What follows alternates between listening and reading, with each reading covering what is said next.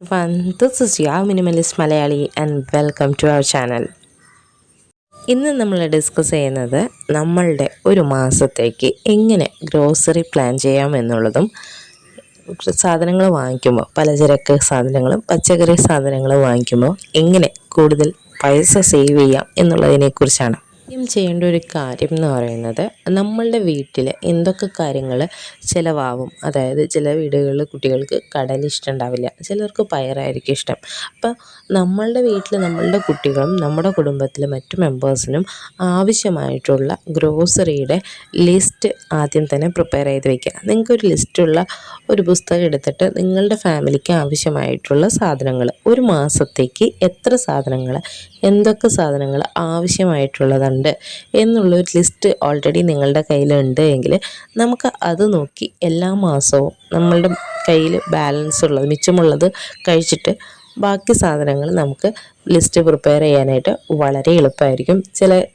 ഇപ്പോൾ കണ്ടിട്ടുണ്ട്, നമ്മൾ കടയിൽ നിന്ന് വന്ന് കഴിയുമ്പോൾ അയ്യോ അത് മറന്നുപോയി ഇത് മറന്നുപോയി എന്നൊരു ചിന്ത നമ്മളുടെ ഉണ്ടാവുക. അതേസമയം ഒരു ഫിക്സഡ് ലിസ്റ്റ് എപ്പോഴും നമ്മുടെ കയ്യിലുണ്ടെങ്കിൽ അത് നമ്മളെ ഹെൽപ്പ് ചെയ്യുന്നതായിരിക്കും. ഗ്രോസറി പ്ലാൻ ചെയ്യുമ്പോൾ നമ്മളുടെ കയ്യിൽ നമ്മളുടെ ഫാമിലിക്ക് ആവശ്യമായിട്ടുള്ള ഫ്രൂട്ട്സ്, വെജിറ്റബിൾസ്, അതുപോലെ തന്നെ പലചരക്ക്, ഇതിൻ്റെ ഒരു ഐഡിയ നമുക്ക് എപ്പോഴും ഉണ്ടായിരിക്കണം. ഒരു മീൽ പ്ലാൻ നമുക്ക് വേണം. അതിനനുസരിച്ചായിരിക്കും നമ്മൾ സാധനങ്ങൾ വാങ്ങിക്കുക. മീൽ പ്ലാൻ എന്ന് പറയുന്നത് നമ്മളുടെ ഫാമിലിക്ക് ലഞ്ച്, ബ്രേക്ക്ഫാസ്റ്റ്, ലഞ്ച്, ഡിന്നർ എന്ന രീതിയിൽ നമ്മൾ എന്ത് കുക്ക് ചെയ്യാൻ ഉദ്ദേശിക്കുന്നു. ഒരു മാസത്തേക്ക് മുഴുവനും നിങ്ങൾ മീൽ പ്ലാൻ ഉണ്ടാക്കിയില്ലെങ്കിലും അറ്റ്ലീസ്റ്റ് അടുത്ത 3 ദിവസത്തേക്കോ അല്ലെങ്കിൽ ഒരാഴ്ചത്തേക്കുള്ള മീൽ പ്ലാൻ നിങ്ങൾ പ്രിപ്പയർ ചെയ്യുകയാണെങ്കിൽ അത് വളരെ ഹെൽപ്ഫുള്ളായിട്ട് മാറുന്നതായിരിക്കും. എന്താണെന്ന് വെച്ച് കഴിഞ്ഞാൽ തൊട്ടടുത്തുള്ള മാർക്കറ്റിൽ നിന്ന്, അതായത് ഞങ്ങൾക്കിവിടെ വലിയൊരു മാർക്കറ്റുണ്ട്, ഈ മാർക്കറ്റിൽ നിന്ന് ഒരു ഹോൾസെയിൽ കടയുണ്ട്. ഈ കടയിൽ എല്ലാ മാസവും റെഗുലറായിട്ട് സാലറി കിട്ടി കഴിഞ്ഞാൽ ഒന്നില്ലെങ്കിൽ സാലറി കിട്ടിയ ദിവസം അതല്ലെങ്കിൽ പിറ്റേ ദിവസം ഈ ലിസ്റ്റുമായിട്ട് അവിടെ ചെല്ലും. ഇവിടുത്തെ ചേട്ടന്മാർ അതിനനുസരിച്ചുള്ള സാധനങ്ങൾ എനിക്ക് പാക്ക് ചെയ്ത് തരുന്നതാണ്.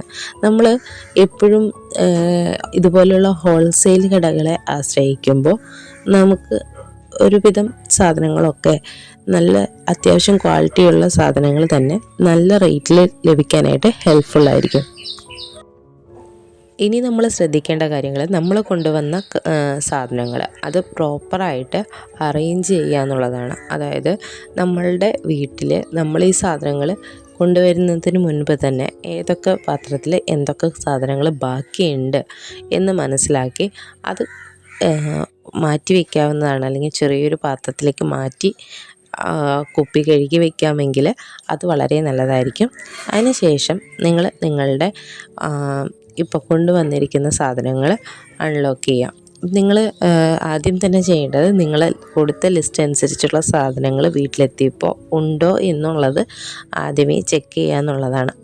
ഇത് ചെക്ക് ചെയ്തിട്ട് ഏതെങ്കിലും സാധനങ്ങൾ നിങ്ങൾക്ക് മിസ്സായിട്ടുണ്ടെങ്കിൽ നിങ്ങൾക്ക് കടക്കാരനെ അറിയിക്കാം. ഇല്ലെങ്കിൽ നമുക്ക് സാധനങ്ങൾ നമ്മളുടെ കാറ്റഗറൈസ് ചെയ്ത് ഓരോ സാധനങ്ങൾ, ഇപ്പോൾ സോപ്പും പൊടി, പച്ചക്കറികൾ, അതുപോലെ തന്നെ പരിപ്പ്, കുട്ടികളുടെ സ്നാക്സ് ഐറ്റംസ്, അല്ലെങ്കിൽ ചായ, കാപ്പിപ്പൊടി, ഈ സാധനങ്ങളൊക്കെ കാറ്റഗറൈസ് ചെയ്ത് അതിൻ്റെ പ്രോപ്പർ സ്ഥലങ്ങളിൽ അറേഞ്ച് ചെയ്യുക.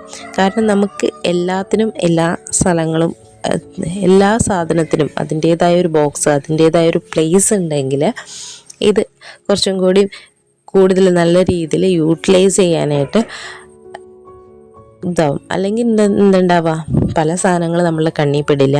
പല സാധനങ്ങളും നമ്മളുടെ കണ്ണിൽ നിന്ന് അത് നശിച്ചു പോയതിന് ശേഷം അല്ലെങ്കിൽ പൂത്തുപോയതിന് ശേഷമാണ് നമ്മൾ പലരും കാണുക. എപ്പോഴും ട്രാൻസ്പെറൻ്റ് ആയിട്ടുള്ള, ഇപ്പോൾ കുപ്പിയുടെ ജാറോ പ്ലാസ്റ്റിക്കിൻ്റെ ഉപയോഗിക്കുന്നതെങ്കിലും നിങ്ങൾ ട്രാൻസ്പെറൻ്റ് ആയിട്ടുള്ള ഇതിൻ്റെ ഉള്ളിൽ എന്താണ് എന്നുള്ളത് വിസിബിൾ ആവുന്ന രീതിയിലുള്ള സ്റ്റോറേജ് കണ്ടെയ്നേഴ്സ് എടുക്കുക.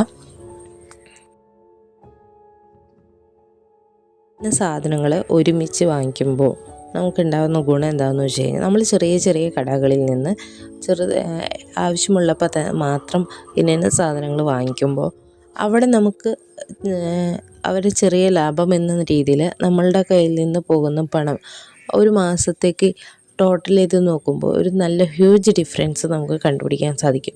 അപ്പോൾ നിങ്ങൾ എന്താ ചെയ്യേണ്ടതെന്ന് വെച്ച് കഴിഞ്ഞാൽ മാസത്തിൽ നിങ്ങളുടെ വരുമാനം അനുസരിച്ച് നിങ്ങൾ പ്ലാൻ ചെയ്യാം. പച്ചക്കറികളൊക്കെ എങ്ങനെയാണെന്ന് വെച്ച് കഴിഞ്ഞാൽ നമ്മൾ ആഴ്ചയിൽ 2 ദിവസം അല്ലെങ്കിൽ ആഴ്ചയിൽ 1 ദിവസം ശനിയാഴ്ച ദിവസം ജോലി കഴിഞ്ഞ് വരുമ്പോൾ അടുത്ത നെക്സ്റ്റ് വീക്കിലേക്കുള്ള പച്ചക്കറി, ഫ്രൂട്ട്സ് എന്നീ സാധനങ്ങൾ ആഴ്ചയിൽ ഒരിക്കൽ വാങ്ങിക്കും.